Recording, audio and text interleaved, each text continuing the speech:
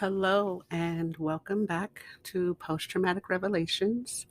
I am your host, Afrah Caraballo, and in today's episode, we are looking at the idea of misery addiction and how some of us can get hooked on pain and become addicted to the suffering. In my work, I I used to be personally offended. I used to take it personal when clients would miss their appointments or not do their homework or not practice the coping skills. Back when I was, I call it a baby therapist, I thought everyone wants to heal, everyone wants to feel better, everyone wants the so called healthy relationship or healthy life. It would be much later before I realized that no, not everyone wants to be happy. Not everyone wants to feel better. For some people, sadness, anxiety, anger, hopelessness feel better, feel safer than love and peace and happiness. And there are actually chemical explanations for this, right? There is scientific proof, scientific evidence that supports the choice to stay sad, to be scared, to stay angry, to stay hypervigilant instead of being calm or happy or content or relaxed. But there are reasons why we choose so called pain or misery over happiness or calm. Turns out our bodies have the ability to make some of the most addictive chemicals on the planet. We have the ability to make addictive chemicals just naturally with just our thoughts or our imagination. You see, our bodies respond to what we believe to be true. And it's why we can laugh, cry, or yell at the movie screen or the TV screen. We watch scary movies for fun. Well, personally, I don't. But as a species, we are one of the only animals that choose to be scared for fun. We have the whole horror movie genre, we have suspense movies, we also have action movies or romance, comedies or romantic comedies, and you can choose movies, TV shows, books, conversations, and all of them can affect your mood and your behavior based on what you believe to be true. So, real or imagined, it really doesn't matter. The body responds to what the brain says is true. And turns out that same adrenaline and cortisol that we produce for the fight or flight response is the same concoction we release when we're excited or we're getting pumped up for a game or pumped up for a run or for a date or to have sex.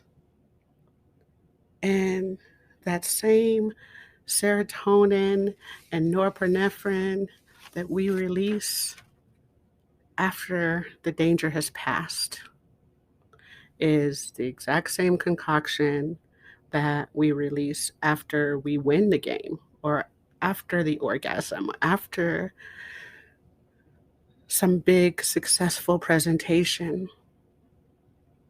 We have chemicals like endorphins and anandamide.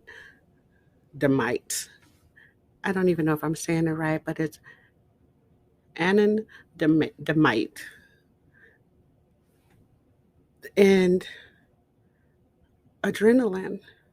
And these hormones, these chemicals, they work together to help us cope or manage pain in ways that sometimes we find enjoyable, like when we eat spicy food. But if our bodies are producing these chemicals naturally in times when we're not in danger, that we're having fun or eating something spicy or training for a marathon or going out on a wonderful date, if our body is producing these chemicals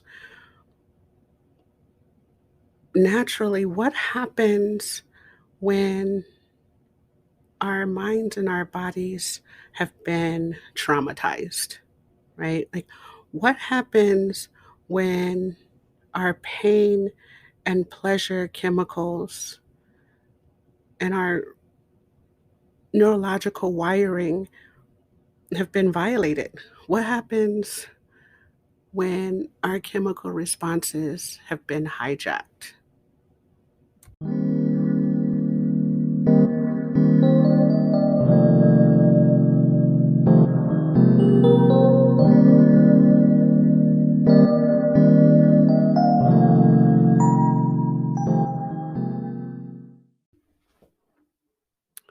In his book, A New Earth, Eckhart Tolle talks about the pain body. He says that once the pain body has been triggered or once it takes over, you actually want more pain, either as a victim or as a perpetrator. He tells us that inflicting pain or suffering pain or both, it really doesn't matter. He points out that this is, of course, not happening on a conscious level, that we're not knowingly, consciously wanting to choose suffering, but it's a coping strategy for so many of us who are not aware of our pain or our trauma history. We choose pain almost as a defense strategy so that we're not surprised, right? That trauma is a disgusting surprise. That somehow staying in pain kind of prevents pain, right? That it doesn't necessarily make obvious or conscious sense. Like, why would we choose to be in pain? Why would we choose suffering? But as a coping strategy, that state of pain or misery or suffering can become our default. So many trauma survivors had no idea that what they experienced was trauma. And currently, as we speak, as I speak to you now, as you listen to me now, there are trauma victims who believe that the unwanted physical touch, the unwanted physical or sexual touch is normal and acceptable. I mean, I was in my early 30s probably before I knew that being beaten by 7 adult women when I was a 12-year-old little girl was a violation of my personal safety. And it wasn't until I had children of my own that I realized that separation of a child from their parents can cause lasting and traumatic damage. What's my point? The point here is when your sense of safety, your sense of normalcy, your sense of what it means to be healthy, happy, loved, at peace, your sense of joy, your sense of what it means to be loved and supported and healthy and cared for can be distorted when you've experienced a trauma. That sense of normal, of equilibrium has been violated because that's exactly what trauma does. It violates our sense of safety, our sense of wholeness. And when that happens, the lines between pain and pleasure, safe and threatening, the lines between love and hate or fear and excitement can become blurred. The lines between right and wrong are distorted, and we can become confused about what to do or how to show up in relationships. And we end up having various disorders. Some people can't even imagine a life without depression, without anxiety, without bipolar, without PTSD, without chronic pain. And if you can't imagine it, you can't have it because what we see, what we believe, what we think affects our bodies on a chemical level. It affects how we show up, it affects how we feel. And so, if you can't imagine order, peace, safety, then you can't find your way to it.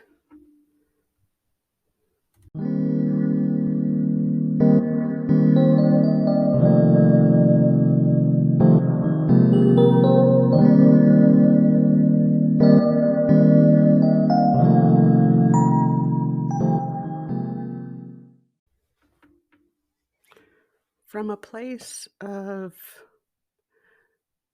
disorder, from a place of distorted safety, from a place of distorted love, our bodies respond in very different ways, right? Like it's almost like you can tell who has trauma, even if you don't know what the trauma was, what the trauma is, what those missing spots are, where those holes are.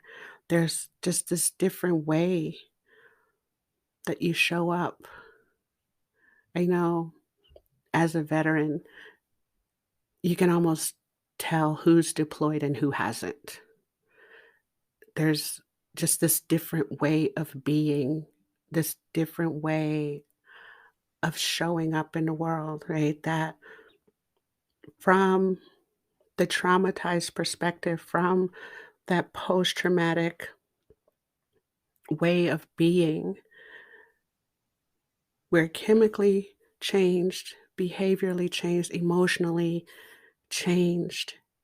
And if there's going to be post traumatic stress, order, or depression, order, or anxiety, order. Thoughts have to change, right? That if the body responds to what we believe is true, and we're thinking things like, it's too dangerous to change, or I'm in danger. The body says, okay. I'm helpless. The body says, okay. I'm too weak, or it's hopeless, or I'm stupid, or everyone hates me, or everyone's out to get me, that no place is safe. The body says, okay, and it chemically adjusts to that perception. And the opposite is true, that if you say, you know what, I can get help, the body says, okay, I am capable. I am smart enough. I am strong enough. And the body says, okay. And there's actually a shift in your adrenaline and cortisol levels when you say things like, okay, not everyone is out to get me. I can ask for help. I am worth the effort. I don't have to fix everything. I don't have to change everything. So as soon as you introduce these thoughts of exception, the body's chemistry changes. And maybe the reason the pain of depression or the pain of anxiety or the pain of post-traumatic stress disorder are so seductive. Maybe the reason the pain is so intoxicating and addictive is that it's because it's not just behavioral responses to trauma that we're dealing with, but we're physiologically, chemically, literally on the cellular level responding chemically as well. That there are chemical changes happening in our bodies because of what we've gone through. A traumatic event is an event that overwhelms a person's ability to manage it. That means that it was so terrifying and so horrifying that you believed you were helpless and hopeless to stop it. And this belief or this perception caused the body to respond in an automatic, subconscious way, which means you could not control it. The body responded chemically, physically, mentally, and emotionally, right? It was kind of rewired. There was kind of like this short circuiting that happened, causing permanent change on a cellular level to your body. And it will take conscious and intentional effort to repair this damage, right? That while the chemical response, the physiological response to trauma, so much of it happened automatically and subconsciously, the healing, the recovery has to happen on a conscious level, right? That rewiring has to be intentional. And if the repair is going to happen, there has to be some sense of safety. And remember, no safety, no healing.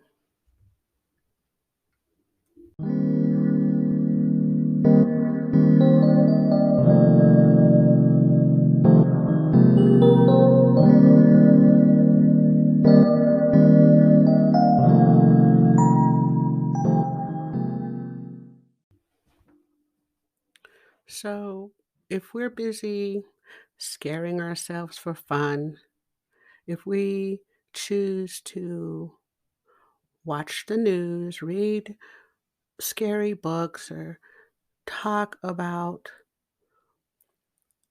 everything that's going wrong and everything that's dangerous in the world, if we're choosing to busy ourselves with things that make us feel sad, mad, scared, angry, then our bodies have to respond. And so we're not going to feel safe. The chemical high of adrenaline and cortisol is real and addictive, right? And prolonged high levels of stress hormones, i.e., adrenaline and cortisol, is associated with countless medical conditions like diabetes, high blood pressure, heart disease, immune disorders, digestive issues like acid reflux or heartburn. And over time, we can become so focused on medical problems that we ignore the depression, the anxiety, the bipolar, the post traumatic stress disorder that are arguably at the root of most of these medical issues. I have met so many people, and most, if not all of the people that I know with chronic pain or chronic medical issues also have unresolved traumas. And what I know for sure is that without permission to heal, without permission to hurt, the pain body lives on and we stay addicted to misery. Now, being addicted to misery, being addicted to suffering is not a judgment. I have learned that permission to hurt and permission to heal doesn't happen without some sense of safety, right? And that's an inside job. So, first, inside of ourselves, knowing yourself, who you are, where you are, and deciding for yourself if you're worth the effort, if it's safe to heal, if it's safe to rock the boat, if it's safe to even have permission to hurt, right? That is your pain, is your suffering even validated? And that starts with you, right? No one wants to be addicted to pain, to misery, to cocaine, to alcohol, to meth. No one wants to be addicted to work or porn. And regardless of the substance, regardless of the behavior, addiction is always about an attempt to feel better. Addiction is about the attempt to feel safe or to numb the pain of not being safe, right? Every trauma leaves a hole, and everything we do post traumatically is to fill that hole, to numb the pain of the emptiness. So, I want to invite you to notice. Notice for yourself if or where you might be stuck or hooked on suffering. If you find yourself saying things like, yeah, but, or I would do that, but if you find you have a list of seemingly legitimate reasons why you can't take better care of yourself. If you're saying, I know I should, but I know I probably could, but then you might have a misery addiction. If you don't have the time or the energy to do small things for yourself consistently, right? If you don't have the time or the energy to do small things like exercise for 10 minutes, 15 minutes a day, move your body in some way, to eat a piece of fruit or vegetables, or to brush your teeth, or to take a shower. If you don't have the time or the energy to do just little small self-care things consistently to improve your health or your mood, you might have a misery addiction. And the key word in all of that is consistently. And that part is important because that's how you build and establish trust, by showing up consistently, for better or worse, right? That if you consistently ignore the phone call, or if you consistently answer the phone call, or if you consistently brush your teeth, or you consistently not brush your teeth, safety is built on trust, right? And trust happens when you prove yourself trustworthy, right? Can I count on myself to eat breakfast every day? Can I count on myself to take a shower every day or every other day, right? That it's not really a matter of frequency, it's a matter of consistency. And that consistency builds trust, which builds this sense of safety, which can then facilitate you on that healing journey.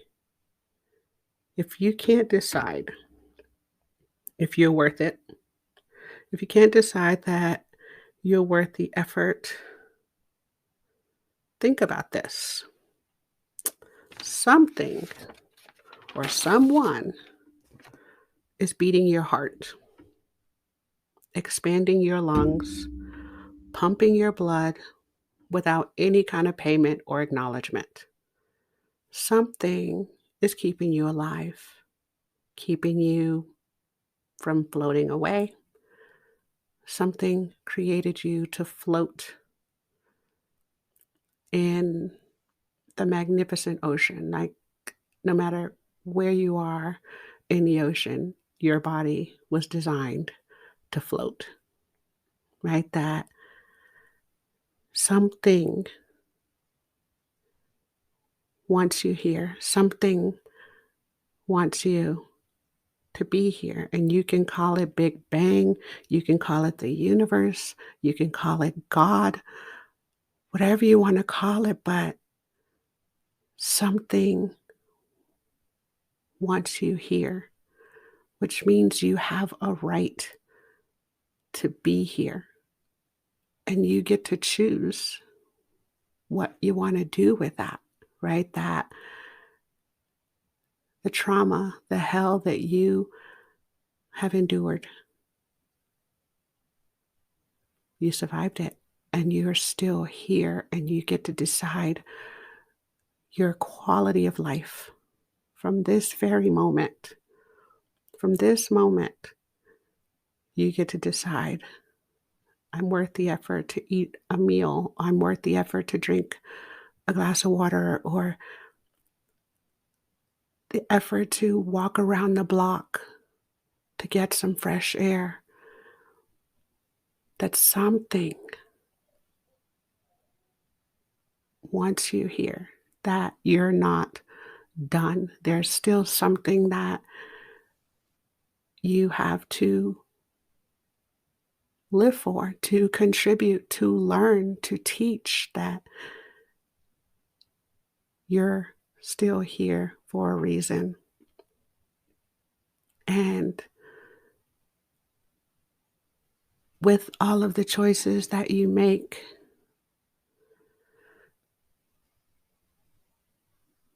your choice to even listen to this podcast, right, changes us chemically. What I love about my work is every person I meet, I learn something about myself. With every exchange, there is a hormonal, a chemical response that, for me personally, is an improvement. That I love what I do so much because with every interaction, I grow. And so, personally, I'm glad you're here and I'm grateful that you're here. And I want to thank you. Thank you so much for your time and your attention and your permission. And I wish you love, hope, and healing. And until next time, be well.